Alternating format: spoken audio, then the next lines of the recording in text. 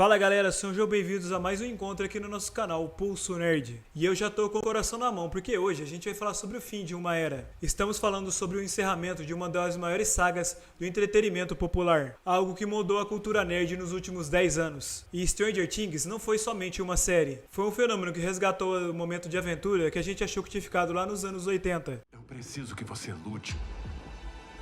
Uma última vez. Você foi atacada, manipulada por pessoas horríveis. Mas você nunca deixou isso te abater. Lute pelo seu futuro depois que isso acabar. Lute por um mundo além de Hawkins. Mas agora o jogo acabou e os dados foram lançados. E a campanha mais épica de D&D chegou ao seu final épico. Mas galera, antes da gente mergulhar nos mistérios do mundo invertido, no destino final da nossa querida 11 e de Hawkins, eu tenho um convite pra você que respira o universo nerd. Se inscreva agora no canal Pulso Nerd, galera, e me ajudem a bater uma meta aí de 1000 inscrições. Falta bem pouquinho. Eu tenho certeza que se vocês se inscreverem e compartilhar com seus amigos, a gente chega nessa meta rapidinho. Ative o sininho para não perder nada sobre o mundo geek, porque aqui é aquela análise de fã para fã, com aquela profundidade que você encontra somente aqui. O episódio final de Stranger Things não é apenas um fechamento, mas uma declaração de amor aos fãs. Também uma escolha de narrativas ousadas e algumas bem controversas. Os irmãos Duffer, que começaram sua jornada lá em 2016, como promessas de Hollywood, entregaram aqui um capítulo massivo de 120 minutos. Galera, são mais de 2 horas. É praticamente um filme de Vingadores dentro de Hawkins. A proposta era clara, resolver os conflitos acumulados e explicar a origem do mal e dar um adeus digno a personagens que a gente viu crescer ao longo desse meio tempo. Analiticamente falando, galera, esse desfecho foi satisfatório e emocional, mas esbarra em problemas comuns como filmes grandes blockbusters. A conveniência. A série sempre flertou com o perigo real, mas ao chegar no clímax, a gente sente uma proteção excessiva no elenco principal. Por outro lado, o uso de personagens secundários como ferramentas descartáveis para sacrifício final levanta uma discussão profunda sobre o que é um sacrifício real e o que é uma manipulação de roteiro para não chatear demais a audiência. Vamos dissecar isso, galera, ponto a ponto. O clímax dessa temporada nos leva para o coração do mundo invertido, em uma região nova e aterrorizante chamada o Abismo. E aqui, nerds, a escala é outra. A missão foi estruturada como uma operação militar de múltiplas frentes. De um lado, o grupo em Hawkins tentando segurar as pontas. No outro, os infiltrados no território inimigo. Mas a grande sacada é a revelação sobre a hierarquia das sombras. Sempre discutimos quem manda e quem. Vecna controla o Devorador de Mentes ou é o contrário? Pois bem, o episódio revela que Vecna, ou Henry Creel, foi um condutor, mas também uma vítima de sua megalomania. Quando criança, Henry descobriu a Pedra do Abismo em um poço de mina. E essa pedra continha partículas do Devorador de Mentes, uma entidade Eldritch, com aquele horror clássico que a gente ama. Essa entidade não apenas o possuiu, ela usou o ódio de Henry pela humanidade para moldar o caos do mundo invertido. O Vecna deu forma ao caos, mas o combustível veio do Devorador de Mentes. Não foi você. Nunca foi você. Ele me mostrou a verdade. Me mostrou que esse mundo tá corrompido. Que a humanidade tá corrompida. E o que dizer sobre Will Byers? Finalmente, o personagem que foi estopim de tudo lá na primeira temporada assumiu o controle. Ele usou o link mental para barrar e segurar Vecna para ajudar a On na batalha final. Mas a catarse absoluta, o momento que a gente levantou e gritou na sala, foi com Joyce Byers. Ela, que começou a série quebrando paredes para salvar o seu filho lá na primeira temporada, terminou a série finalizando Vecna com um machado. Galera, e que momento mais épico, de verdade.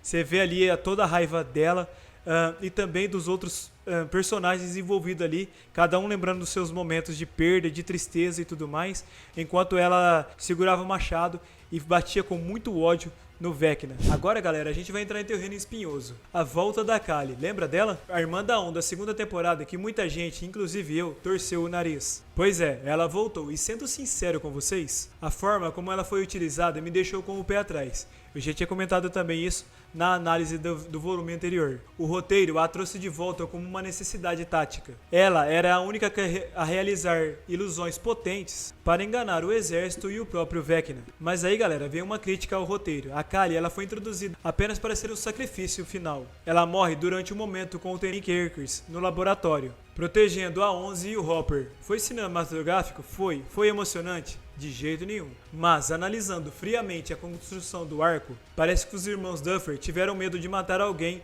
do elenco principal, o quarteto de meninos, a 11 ou Hopper. Ao matar a Kali, você não tem nenhum peso emocional significante na série, que não destrói o coração da gente que é fã e acompanha os protagonistas desde o início. Não teve aquele peso emocional, assim como foi com o Ed ou o Bob, por exemplo. O destino da On é um ponto que vai gerar teoria por longo tempo. Durante a explosão da matéria exótica, a On parece se desintegrar. O Mike fica devastado e a cidade aparentemente está tudo tranquilo. E você aí no sofá provavelmente deixou cair uma lágrima. Mas Stranger Things nunca entrega algo tão simples. No epílogo, 18 meses depois, vemos Mike narrando uma campanha de Dungeons & Dragons. E aqui, galera, o roteiro brinca com a metalinguagem. Ele sugere que a 11 usou as técnicas de ilusão junto com a Kali para forjar a sua própria morte. A teoria é de que ela precisava desaparecer para que o governo e os militares parassem de caçá-la. A série termina com a imagem da 11 em um lugar paradisíaco, cercado por cachoeiras. Essa ambiguidade é um toque de mestre, mas também divide o público. De um lado, a gente tem o final feliz. Ela está livre, viva e em paz, realizando o sonho de Hopper, de ter uma vida normal. Do outro, a gente tem a interpretação de que aquilo é apenas um mecanismo de defesa do Mike. Uma história que ele criou para suportar a dor da ausência dela. Galera, eu sinceramente acredito que ela sobreviveu,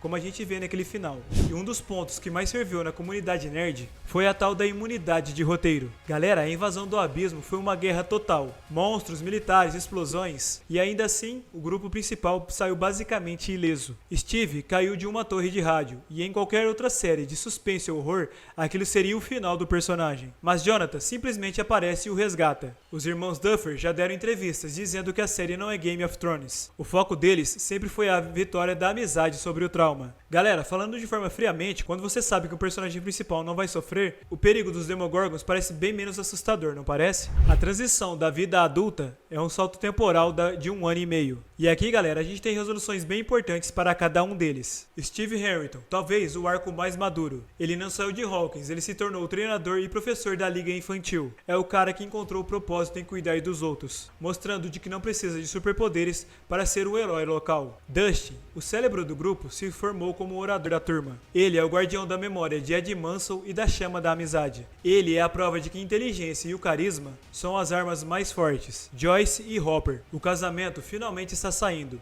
Eles planejam se mudar para o leste, longe de todo o trauma. É o recomeço que eles conquistaram a duras penas. Will Byers. Ele foi para Nova York. Finalmente ele pode ser quem ele é, sem ser o menino que sumiu. Ele está explorando a sua arte e sua identidade longe do mundo invertido. E aquele momento final, a nova geração com Holly e o pequeno Derek, lá no porão onde tudo começou, começando uma campanha de Dungeons & Dragons, da mesma forma que os meninos. O jogo voltou a apenas ser um jogo, o mal foi enterrado, mas a imaginação daqueles que lutaram permanece como uma lenda em Hawkins. É um fechamento de ciclo perfeito. Stranger Things termina como uma celebração. Foi uma década acompanhando essas crianças e as vendo crescer. A morte do Vecna foi um feito visual e técnico, devolvendo a Hawkins a chance de ser apenas uma cidadezinha tranquila e comum. E embora a gente possa questionar escolhas como a da Kali, ou a segurança excessiva dos protagonistas, dá pra dizer que os irmãos Duffer entregaram o que prometeram, um final com o coração. E a grande mensagem que fica é que os portais que a gente abriu em nossas mentes, nossos traumas, medos e inseguranças, só podem ser fechados com a ajuda de quem nos ama. E agora eu quero saber de você, que ficou comigo até o final.